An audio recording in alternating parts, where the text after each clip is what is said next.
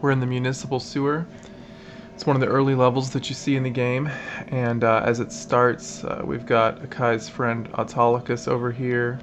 We've got Kos, her partner slash foil, and ScentServe can give us some information. So you're in the sewer to track down a drug dealer, and it looks like that is one of his henchmen coming for me right now. So let's try and take him out.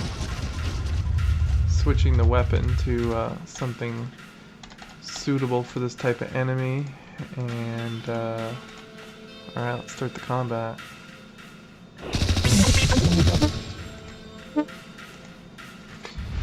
So Kos has a special ability, a Meta Black Body. That's a very powerful attack I'm going to use now, and you'll see the Black Body comes up over the bad guy and just totally wipes him out.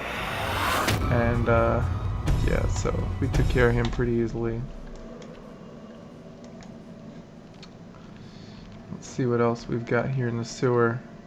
You'd think I'd know my way around now, considering I made the level, but sometimes I still get lost. Let's see what's down here. Got some water. Go for a little bit of a swim. Got kind of a nice reflection coming off the sword there. The elemental swords and weapons are the ones that have those kind of glowing effects, colors to delineate which element it uses. Let's see what's up here. Okay, so let's see, there's another bad guy. Let's try going over here. Oh, the steam's blocking our path. Well, aside from him, we hit the release valve. And now we should be able to get through over here. Now one of the things I want to show you, you know, of course there's a lot of secret stuff in all the levels. Otto can't get wet, but he can do multiple jumps. See, just short-circuited. Let's try it again.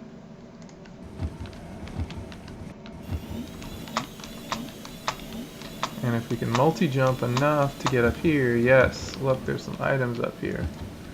So this is the kind of thing that, you know, you want to hunt around in levels so you can get those special items. These are explosives, which are going to come in very happy. Alright, let's see what we got here. Get some more items. I'm going to switch back to Akai.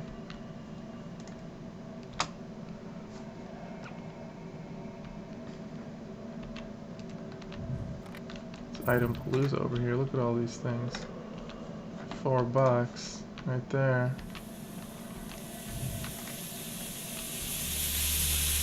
Okay, here's another area that's blocked. Oh, just dodged that guy.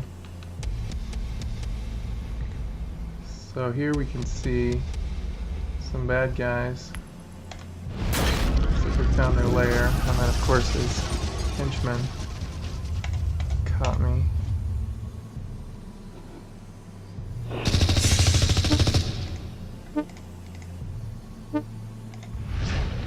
Otto's got some special weapon powers too. This corrosive strike is what I'm going to use here.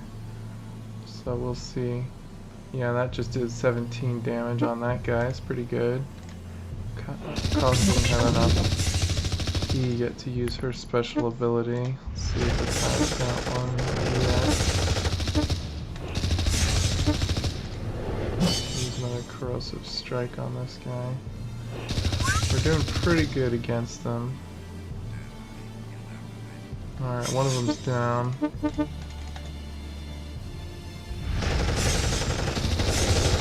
I've done a lot of work on the combat queue the last few months. I don't know if you guys have noticed the difference from the update videos, but we've been refining some of that stuff. Okay, so now he's dead. I just flipped a switch, which unlocks the barrier in front of that valve. As you can see, there's a lot more steam there.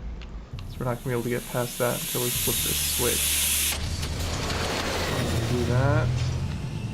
Collect these items. There's some more.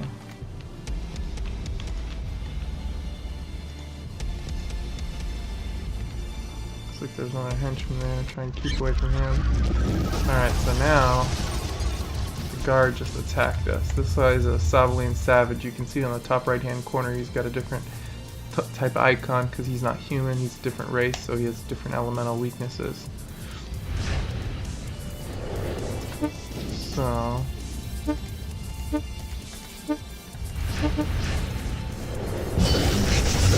that's pretty tough. He's a lot tougher than the other one.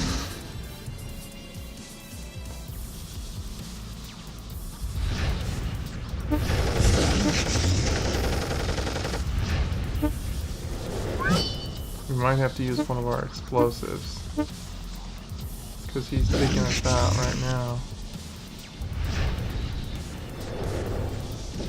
Let's see. I think I'm going to use the explosives.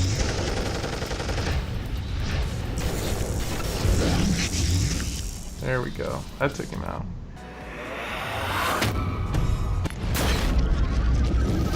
Alright, so got a little dialogue here with the bad guy. And then he attacks with some of his henchmen. And I'm not going to spoil that battle for you. I'll let you guys see the end of the level by yourself. So this area is Vosa. It is the frozen northern tundra of Taifa, where the game of Kitaru takes place. And when you start the level, it's you see Okai. She's wearing her nice warm coat. But Kos is still wearing her regular clothes, and so you can go up and talk to Kos and find out why that is. And Kos teases you a little bit because she's always kind of trying to convince Akai that she's tougher than Akai. She speeds off on her maglev bike, and you have to go after her and meet up with her in this place, the Yuna outpost nearby. And there's a lot of cool things to explore, little hidden things in Vosa, but I don't want to spoil that for you. I want you guys to be able to see that stuff for yourself. So I'm just going to switch to the maglev so you can see the other part of the level. If you look at the mini-map on the top right-hand corner of the screen, you'll see there's a lot of the red triangles. There's a lot of enemies in this area. And I think there's one up ahead. So I'm going to switch back to Akai, and I'll show you the combat here. Switch to my black body sword and start the combat with this guy. This is later in the game, so as you can see there are a lot more different abilities in this menu, and I'm going to use Akai's Meta Concussive, which is a really powerful missile attack that she gets later on in the game. And look at that, it wiped the enemies out. So that's the fun of getting to level 10 of your players, that you can kick their asses with impunity. So as you explore the level, you'll see up ahead there's the decaying, rusty body of an old mecha, and who collapsed into the snow, amongst other things. There's a lot of little nooks and crannies to check out, and I'm just going to speed around here up to the cave where the Yuna outpost connects.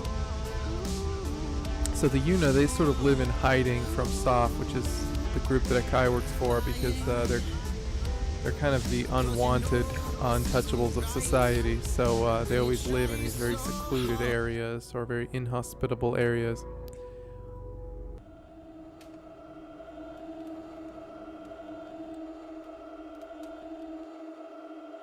This is the Yuna outpost in Vosa. And if we run through the caves here, we can see where they live, and as you can see, it's a small little village with just a few houses. Let's see what we can find in here. Looks like we got a few items in here we can pick up. Some armor for our auto, and a goma berry, which is not much use to us since we aren't chefs, but is to other denizens of Taifa. This guy's hanging out in front of a house with some exceedingly large rabbits, and he seems to be rambling on and on about this forced labor camp that he believes that he's seen. So You can go in here and find, oh, looks like some more NPCs, and you know, like most RPGs, they've all got their own little story to tell, which is one of the things I love about RPGs. That's why I wanted to make one in the first place. We can go over here and talk to this guy, Set Mandalabi. He's sort of a rather poetic individual who happens to live here, but if you push him the wrong way, which I think Akai is about to, bam, you get served. So now, more combat, and you have to take on he and his friend. And they are pretty tough. Let's see, yeah, they each did 12 damage on Akai, who only has 40 hit points at this level in the game, so...